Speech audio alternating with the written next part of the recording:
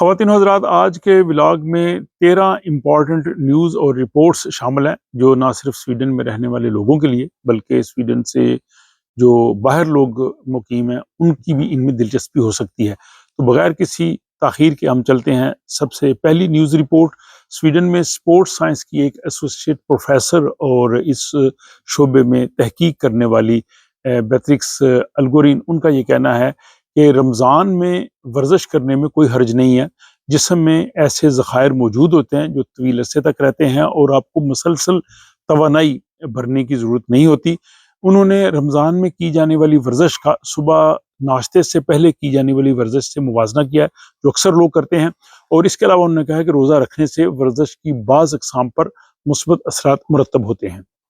آج کے ولاگ کی دوسری امپورٹنٹ خبر یہ ہے کہ سویڈن کی وزیر خارجہ ماریا میلمسٹرینگارڈ ان دنوں بھارت کے دورے پہ ہیں۔ 17 اور 18 مارچ کو انہوں نے بھارت کے دورے کا انتخاب کیا، اور اس دورے کا مقصد سویڈن اور بھارت کے درمیان تجارتی تعلقات کو مضبوط بنانا ہے۔ وہ رہن سہن ڈائلاگ میں بھی شرکت کریں گی جو بھارت کا سالانہ جیو پولیٹیکل کانفرنس ہے۔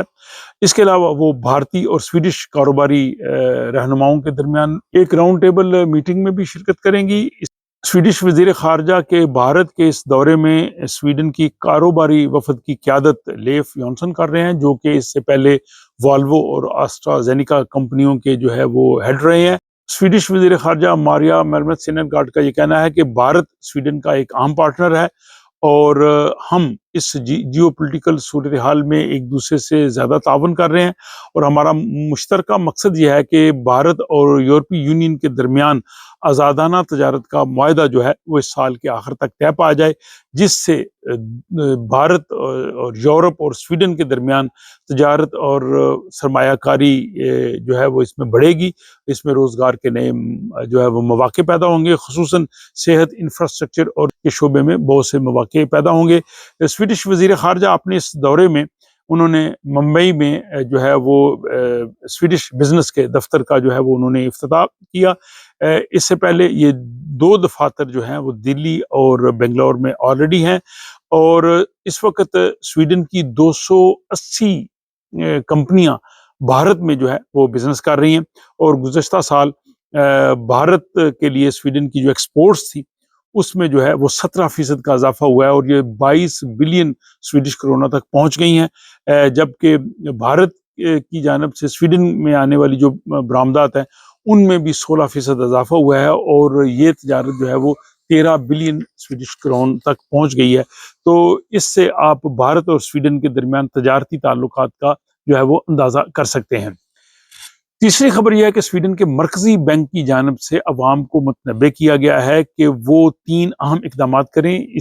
اس حوالے سے سویڈن کے مرکزی بینک کے گورنر اور نائب گورنر نے عوام کو 3 اہم اقدامات کرنے کے لیے کہا ہے۔ ایک انہوں نے کہا ہے کہ اپنے گھر میں آپ کرنسی ضرور رکھیں، کیونکہ جو ادائیگیوں کا سسٹم ہے یا کسی قسم کا بھی سائبر اٹیک بھی ہو سکتا ہے، کچھ بھی ہنگامی حالات بھی ہو سکتے ہیں، تو آپ لوگوں کے پاس کم از کم 1 ہفتے کے لیے خرچ کرنے کے لیے کرنسی نوٹ یعنی نقدی گھر میں ہونی چاہیے۔ دوسرا انہوں نے کہا ہے کہ آپ دکانوں پہ جائیں تو آپ اکثر نقدی بھی استعمال کریں تاکہ دکاندار جو ہیں وہ نقدی کو لینے کی عادت کو برقرار رکھیں۔ تو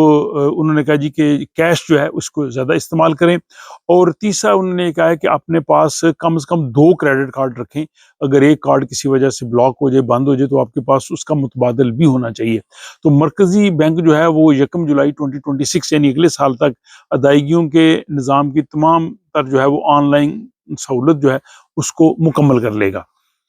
چوتھی خبر یہ ہے کہ سویڈن میں یہ جو ویک اس وقت جاری ہے، 12واں ویک، اس میں سوشل میڈیا گروپس کی جانب سے ایک مہم شروع کی گئی کہ یہاں پہ جو بڑے گروسری سٹورز ہیں جیسے ایکا ہے، کوپ ہے، ولیز ہے، ہیم شاپ ہے، ان کا بائیکاٹ کیا جائے، کیونکہ قیمتوں میں بہت اضافہ ہوا ہے۔ اس فروری کے مہینے میں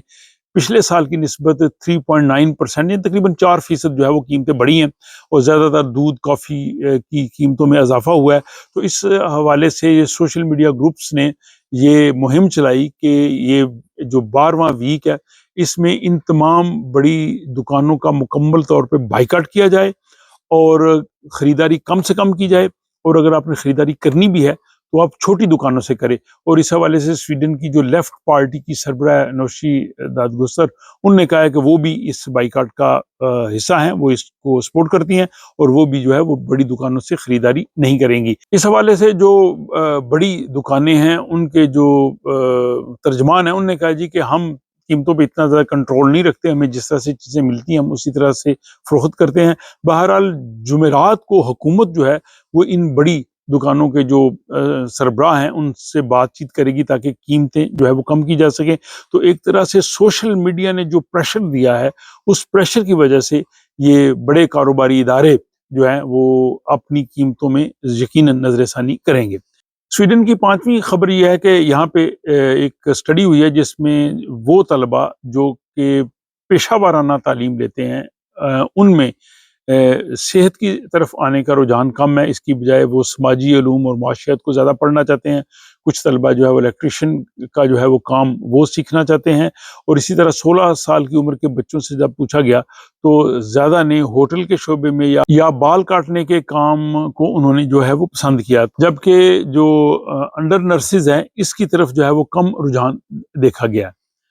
स्वीडन से छठी खबर यह है कि स्वीडन की जो 2 म्यूनिसिपैलिटीज हैं, उपलैंड वेस्बी और सुंसवाल,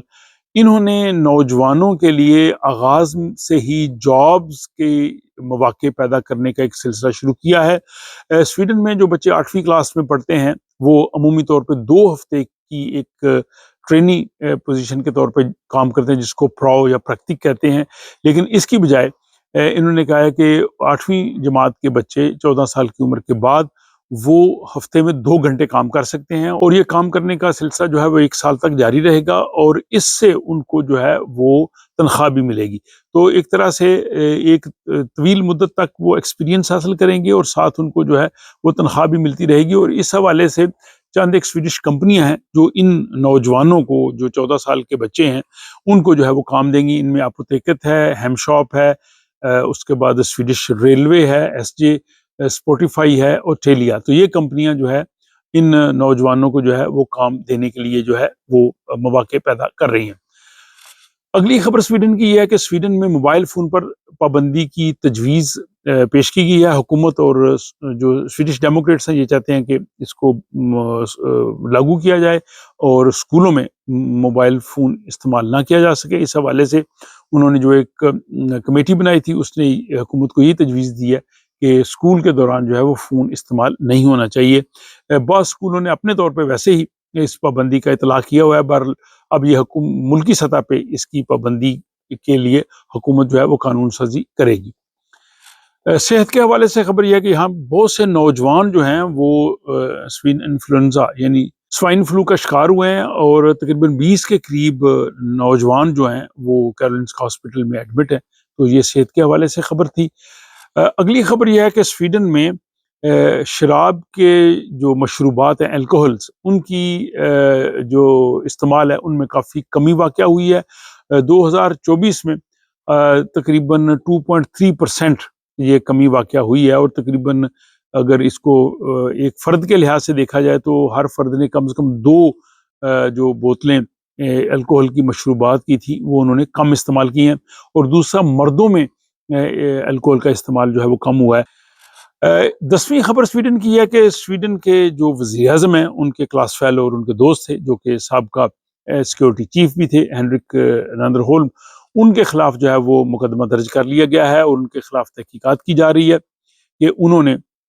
जो अहम सीक्रेट डॉक्यूमेंट्स थे वो कई जगह पे वो भूल गए। एक जगह पे सफाई करने वाले अमले ने उनके वो डॉक्यूमेंट्स जो है वो वापस किए और जिससे ये खदशा था कि स्वीडन की सिक्योरिटी की मालूमात जो है वाह जा सकती हैं। वो मुत्तहदा अरब अमारात में स्वीडन के सफ़ीर भी रहे हैं। बहरहाल उनके खिलाफ अब जो है मुकदमा दर्ज होने के बाद तहकीकात शुरू हो चुकी है और इससे पहले ही उन्होंने अपने ओहदे से इस्तीफ़ा दे दिया था। स्वीडन की 11वीं खबर यह है कि स्वीडन की जो हुक्मरान जमात है मॉडरेट पार्टी, उनकी जो ख़वातीन विंग है, उन्होंने ये कहा है कि स्वीडन में हामला ख़वातीन को ये इजाज़त होनी चाहिए कि अगर वो सिजेरियन के ज़रिए बच्चा पैदा करना चाहती हैं तो उनको ये ऑप्शन दिया जाए। इस पे कई जानब से तनकीद भी हुई है। बहरहाल ये मॉडरेट पार्टी की जो ख़वातीन विंग है उन्होंने इस तजवीज़ को जो है वो पेश किया है। 12ویں خبر یہ ہے کہ آپ نارتھ فولٹ کے حالات سے تو آگاہ ہوں گے، اور اب وہ کمپنی دیوالیہ ہو چکی ہے کیونکہ اس پہ 60 ارب رونے کا جو ہے وہ قرضہ تھا، اور دیوالیہ ہونے کے بعد جو ہے وہ 5000 کے قریب قریب ملازمین جو ہیں وہ متاثر ہوئے ہیں، اور ان میں سے بہت سے ایسے لوگ ہیں جو ورک پرمٹ پہ تھے، اور ورک پرمٹ کی وجہ سے اگر ان کا یہ جاب ختم ہو گیا تو اب ان کے پاس صرف 3 مہینے ہیں، لیکن اتنے زیادہ لوگوں کے لیے جاب حاصل کرنا خاصا مشکل ہے، اور یہ کافی مطالبہ کیا جا رہا ہے مائیگریشن بورڈ سے کہ ان کے لیے کچھ اسپیشل قوانین بنایا جائے، لیکن مائیگریشن بورڈ نے ابھی اس حوالے سے کوئی فیصلہ نہیں کیا، اور جو خلیفتی کمیون ہے وہ اس حوالے سے بہت کوشش کر رہی ہے، اور انہوں نے حکومت کو بھی کہا ہے کہ وہ آگے بڑھے اور اس معاملے کو حل کرے، اور نارتھ فولٹ کے جو متاثرین ہیں ان کے لیے قانون سازی کی جائے، اور نارتھ فولٹ جو ابھی بینکرپٹ ہو گئی ہے اس کا بھی جو ہے وہ مسئلے کا کوئی نہ کوئی حل لا جائے۔ اور سویڈن کی 13ویں اور آخری خبر یہ ہے کہ یہاں سویڈن میں بھی کتابوں کے پڑھنے کا رجحان کافی کم ہوا ہے، لوگ لائبریریز کم جاتے ہیں، لیکن لائبریریز جو ہیں انہوں نے اب لوگوں کو اپنی طرف متوجہ کرنے کے لیے جو ہے وہ ایک نئی سروس شروع کی ہے کہ وہاں سے آپ کتابیں تو پڑھنے کے لیے لیتے تھے، لیکن اب وہاں سے آپ ٹولز بھی لے سکتے ہیں، یعنی بور مشین اور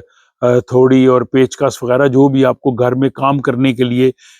جو ٹولز چاہیے وہ آپ ان سے ٹولز لے سکتے ہیں، اور ساتھ آپ اپنے گھر میں اگانے کے لیے سبزیوں کے بیج بھی جو ہیں وہ ان سے جو ہے وہ ادھار لے سکتے ہیں۔ اس کا طریقہ یہ ہوگا کہ آپ نے وہ بیج لینے ہیں، آپ نے ایک فارم فل کرنا ہے، آپ نے ان کو بتانا ہے کہ یہ میں سبزیاں اگاؤں گا، اور اگانے کے بعد ان کے جو بیج جب تیار ہوں گے تو وہ بیج آپ نے ان کو واپس کرنے ہیں تاکہ ان کو یہ پتا چلے کہ آپ نے واقعی وہ بیج جو ہے وہ بوئے تھے۔ تو ٹولز آپ لیں گے اور ٹولز لے کے آپ ٹولز بھی ان کو واپس کریں گے۔ تو یہ جناب سویڈن کی 13 امپورٹنٹ خبریں، رپورٹس میں نے آپ کی خدمت میں پیش کی ہیں، کہ آپ کو کیسی لگی ہیں اس کا اظہار جو ہے وہ آپ اپنے کمنٹس کی صورت میں کیجئے گا تاکہ ہمیں پتہ چل سکے کہ آپ کو یہ سلسلہ کیسا لگ رہا ہے۔ اپنا خیال رکھیے گا، اور ملاقات ہوتی ہے آپ سے اگلے ولاگ۔